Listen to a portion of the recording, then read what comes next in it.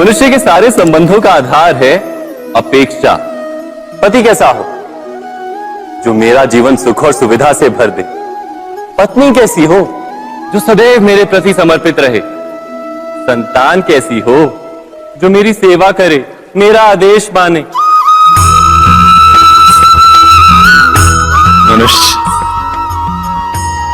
मनुष्य उसी को प्रेम भी कर पाता है जो उसकी अपेक्षा पूर्ण करता है, और अपेक्षा की तो नियति है भंग होना।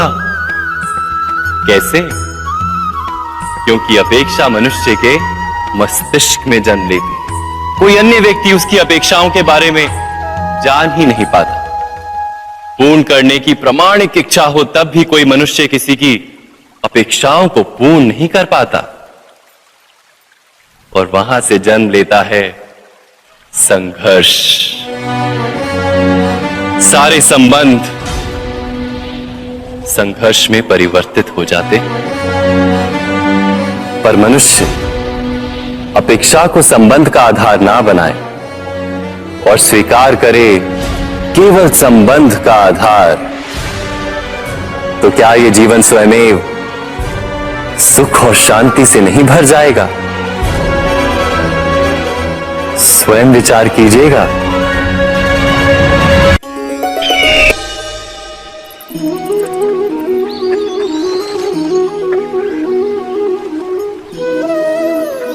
समय के आरंभ से ही मनुष्य को एक प्रश्न सदा पीड़ा देता है कि वो अपने संबंधों में अधिकतम सुख और कम से कम दुख किस प्रकार प्राप्त कर सकता है।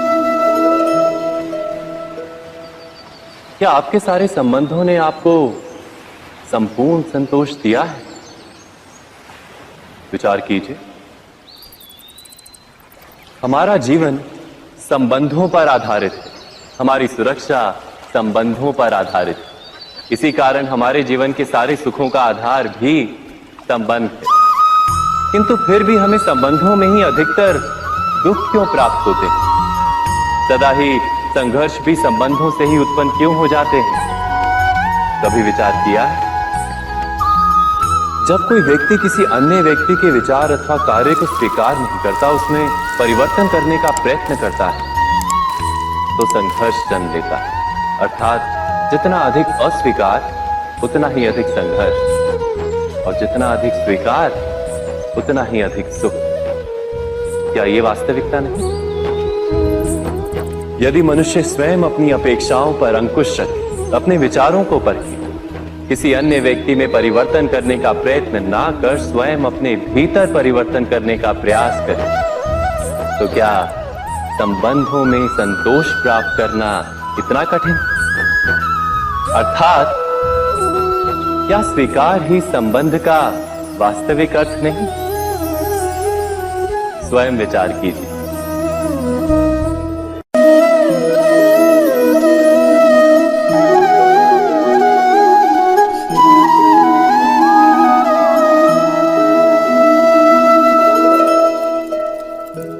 जब किसी व्यक्ति को किसी घटना में अन्याय का अनुभव होता है, तो वो घटना उसके अंतर को झकझोर देती। समस्त जगत उसे अपना शत्रु प्रतीत होता है। अन्याय लगने वाली घटना जितनी बड़ी होती है, मनुष्य का हृदय भी उतना ही अधिक विरोध करता है।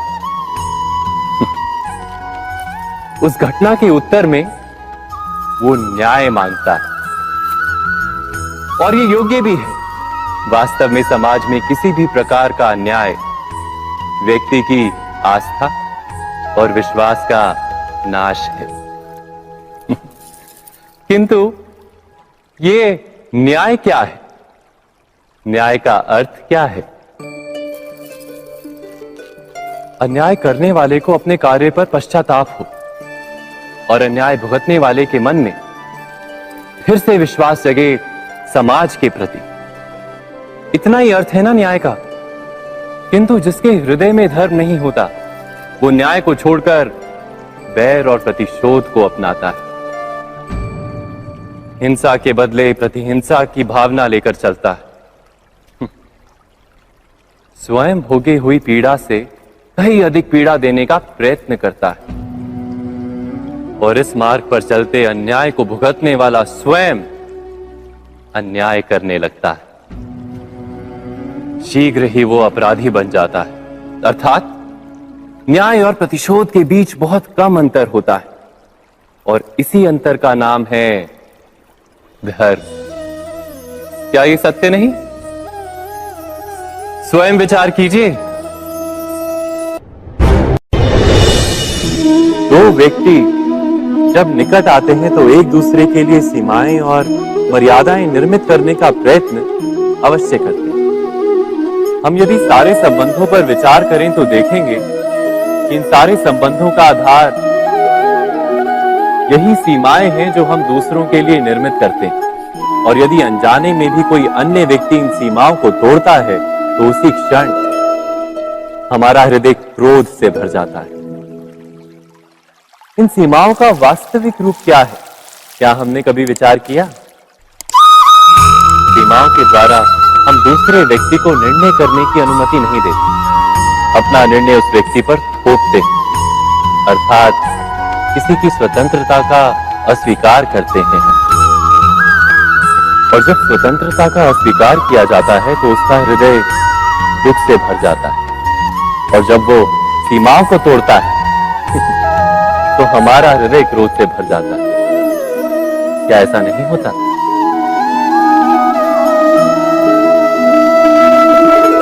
पर यदि एक दूसरे की स्वतंत्रता का सम्मान किया जाए तो किसी मर्यादाओं या सीमाओं की आवश्यकता ही नहीं होती।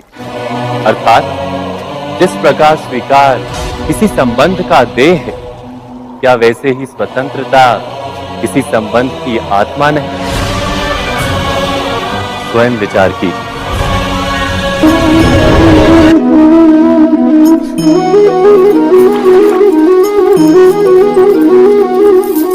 पिता सदा ही अपने संतान के सुख की कामना करते हैं, उनके भविष्य की चिंता करते रहते हैं। इसी कारणवश सदा ही अपने संतानों के भविष्य का मार्ग स्वयं निश्चित करने का प्रयत्न करते रहते हैं। जिस मार्ग पर पिता स्वयं चला है, जिस मार्ग के कंकर पत्थर को स्वयं देखा है, मार्ग की छाया, मार्ग की धूप को स्वयं जाना है, उसी मार्ग पर उसका पुत्र भी चले, यही इच्छा रहती है हर पिता की। निसंदेह उत्तम भावना है ये। किंतु 3 प्रश्नों के ऊपर विचार करना हम भूल ही जाते हैं। कौन से प्रश्न? प्रथम प्रश्न, क्या समय के साथ प्रत्येक मार्ग बदल नहीं जाते? क्या समय सदा ही नई चुनौतियों को लेकर नहीं आता? तो फिर बीते हुए समय के अनुभव नई पीढ़ी को किस प्रकार लाभ दे सकते हैं? दूसरा प्रश्न, क्या प्रत्येक संतान अपने माता पिता की छवि होता है? हाँ, संतानों को संस्कार तो अवश्य माता पिता देते हैं, किंतु भीतर की क्षमता तो ईश्वर देते हैं।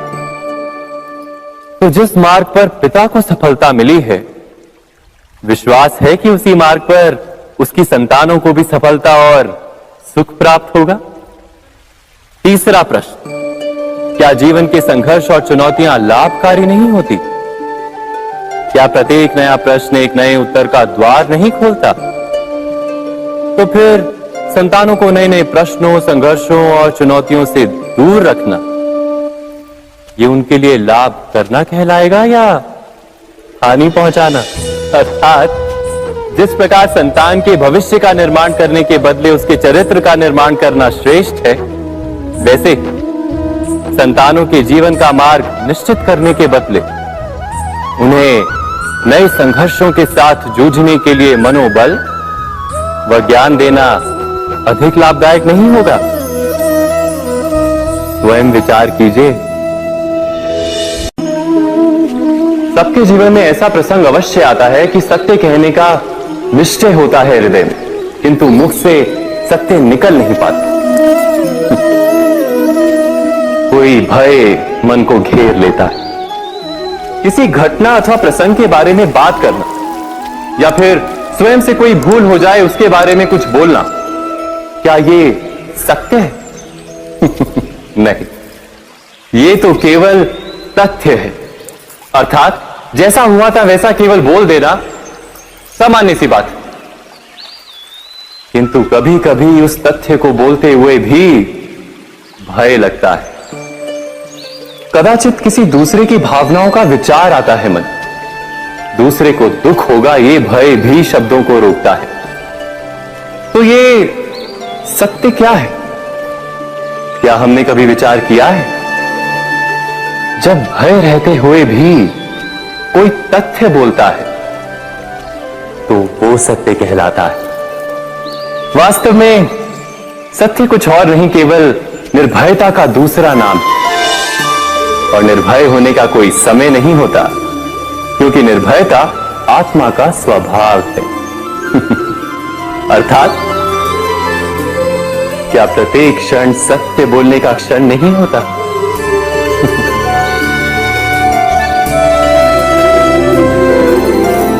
स्वयं विचार कीजिए।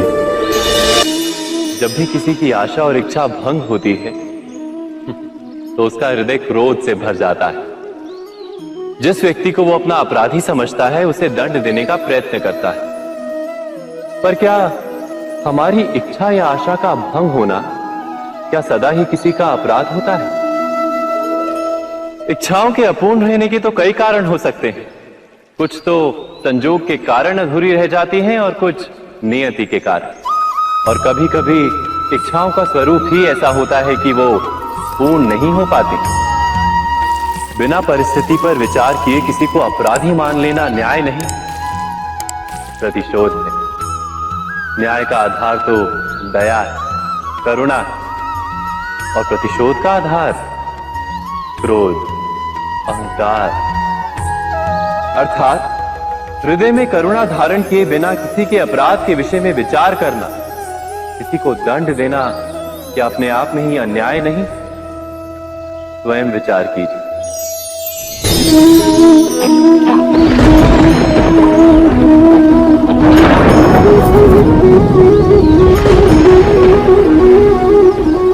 सपनों और पूर्वाभासों के आधार पर हम भविष्य के सुख दुख की कल्पना करते हैं। भविष्य के दुख का कारण दूर करने के लिए हम आज योजना बनाते हैं। किंतु कल के संकट को आज निर्मूल करने से हमें लाभ मिलता है या हानि पहुंचती है? ये प्रश्न हम कभी नहीं करते। सत्य तो यह है कि संकट और उसका निवारण साथ जन से, व्यक्ति के लिए भी और सृष्टि के लिए भी। नहीं, आप अपने भूतकाल का स्मरण कीजिए, इतिहास को देखिए। आप तुरंत ही ये जान पाएंगे कि जब जब संकट आता है तब तब उसका निवारण करने वाली शक्ति भी जन्म लेती है। यही तो जगत का चलन है। वस्तुतः संकट ही शक्ति के जन्म का कारण है। प्रत्येक व्यक्ति जब संकट से निकलता है तो एक पद आगे बढ़ा होता है, अधिक चमकता है, आत्मविश्वास से अधिक भरा होता है, न केवल अपने लिए अपितु विश्व के लिए भी। क्या ये सत्य नहीं? वास्तव में संकट का जन्म है एक अवसर का जन्म, अपने आप को बदलने का, अपने विचारों को ऊंचाई पर करने का अवसर, अपनी आत्मा को बलवान और ज्ञान मंडित बनाने का अवसर। जो ये कर पाता है उसे कोई संकट नहीं होता, किंतु जो ये नहीं कर पाता वो तो स्वयं एक संकट है विश्व के लिए। विचार कीजिए।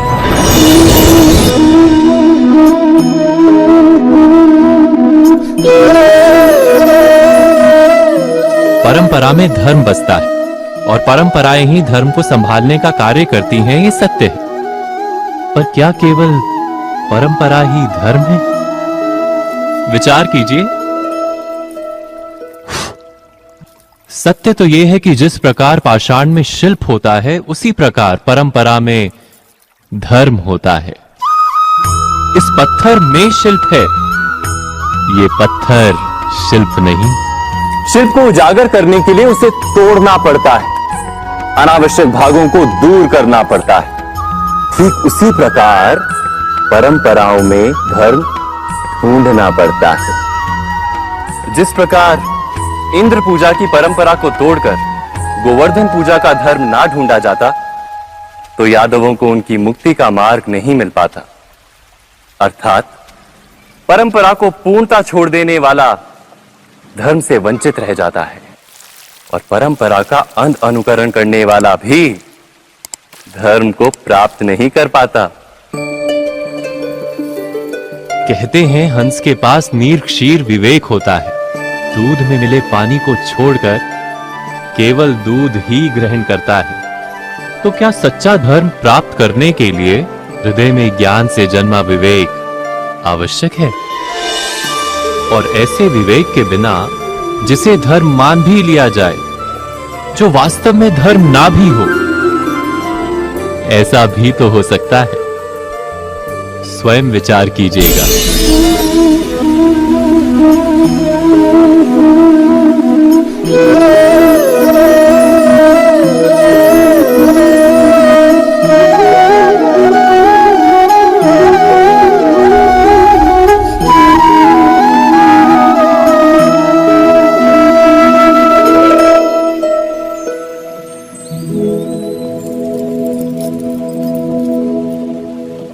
भविष्य के आधार पर सब आज का निर्णय लेना चाहते हैं।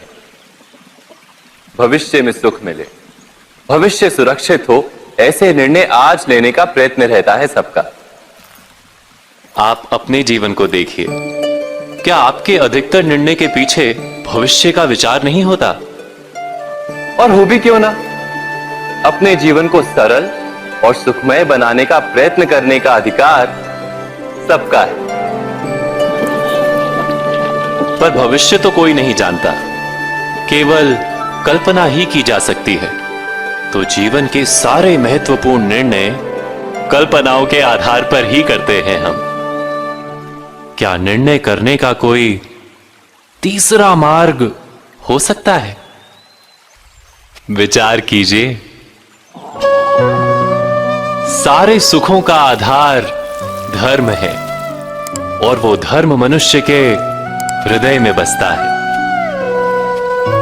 तो प्रत्येक निर्णय से पूर्व स्वयं अपने हृदय से ये प्रश्न अवश्य पूछ लेना कि ये निर्णय स्वार्थ से जन्मा है या धर्म से। क्या इतना पर्याप्त नहीं? भविष्य के बदले धर्म का विचार करने से क्या भविष्य अधिक सुखपूर्ण नहीं होगा? स्वयं विचार कीजिए। व्यक्ति को जब उसके अपराध का दंड मिलता है, तब कभी कभी उस न्याय को देखकर मन कचोटता है। प्रश्न उठता है हृदय में कि जब वो अपराध हुआ था, तब व्यक्ति भिन्न था।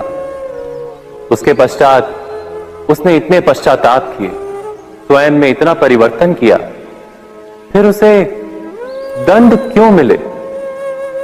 पर जहां आघात होता है, वहां प्रत्याघात भी होता है। जैसा कर्म वैसा फल। यदि किसी को प्रेम दोगे तो सुख प्राप्त होगा, यदि किसी की हत्या करोगे तो मृत्यु दंड मिलेगा। जैसा कार्य वैसा ही न्याय। तो फिर प्रायश्चित और पश्चाताप का कोई मूल्य नहीं है? अवश्य है मूल्य। प्रायश्चित और पश्चाताप मनुष्य की आत्मा को बलवान करता है, आने वाले दंड को स्वीकार करने के लिए मनुष्य को तैयार करता है। अर्थात बिना प्रायश्चित के दंड स्वीकार करने का कोई मूल्य है? स्वयं विचार कीजिए।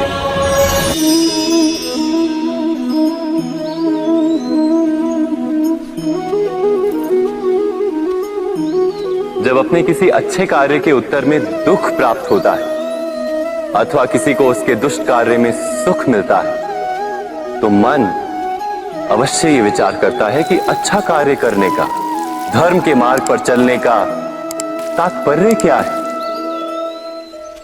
पर दुष्ट आत्मा को क्या प्राप्त होता है, ये भी देखिए।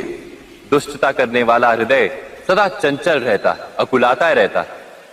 मन में सदा नए नए संघर्ष उत्पन्न होते हैं। अविश्वास उसे जीवन भर दौड़ाता है।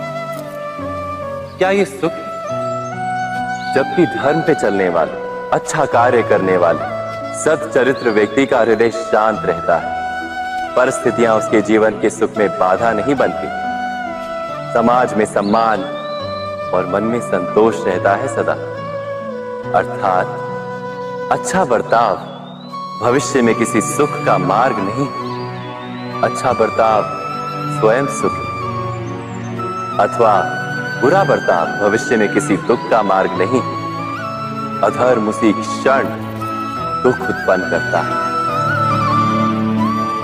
धर्म से सुख नहीं, धर्म स्वयं।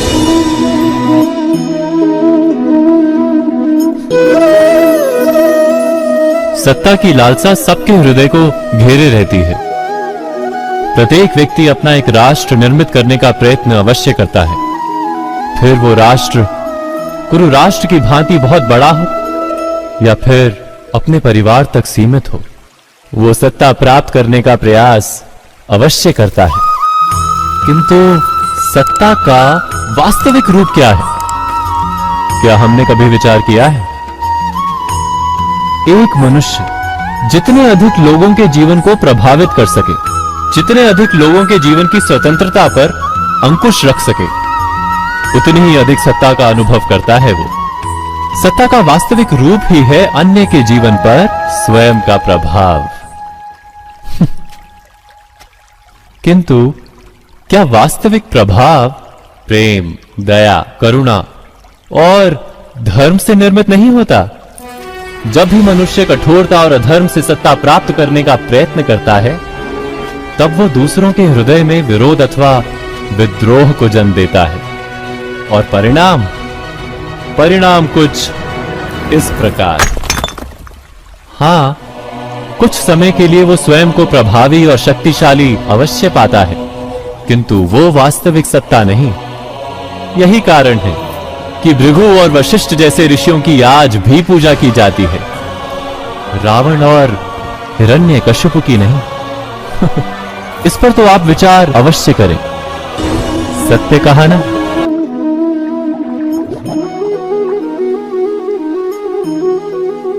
इस संसार में आने वाला प्रत्येक बालक संपूर्णतः संस्कार रहित होता है। उसके अंतर पर ना किसी अच्छे संस्कार के चिन्ह अंकित होते हैं, ना ही बुरे संस्कार के। अर्थात जन्म से बालक में ना कोई गुण होता है और ना ही कोई दोष। तो ये दोष अथवा गुण किस प्रकार प्राप्त होते हैं? क्या हमने कभी विचार किया है? जो बात माता पिता के मुख से निरंतर सुनी जाती है, वही बात उनकी संतानों के हृदय का संस्कार बनती है। जैसे किसी गांव में नदी तट तक एक पगडंडी बन जाती है केवल उस मार्ग पर बार बार चलने के कारण। अर्थात माता पिता के हृदय की इच्छाएं उनकी संतानों के हृदय का दोष अथवा गुण बनकर जन्म लेती हैं। क्या ये सत्य नहीं? पर फिर भी जब उनकी संतानों में कोई दोष दिखाई देता है, तो माता पिता आश्चर्य और दुख से भर जाते। माता पिता का हृदय ये प्रश्न करता है कि उनकी संतानों में ये कुसंस्कार आए कहां से?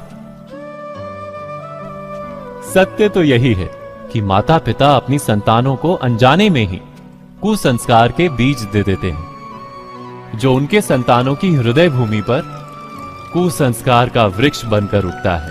अर्थात अपनी संतानों को सुसंस्कारी और धर्ममय बनाने की आशा रखने वाले प्रत्येक माता पिता को प्रथम अपने हृदय की इच्छाओं पर अंकुश रखना क्या अनिवार्य नहीं?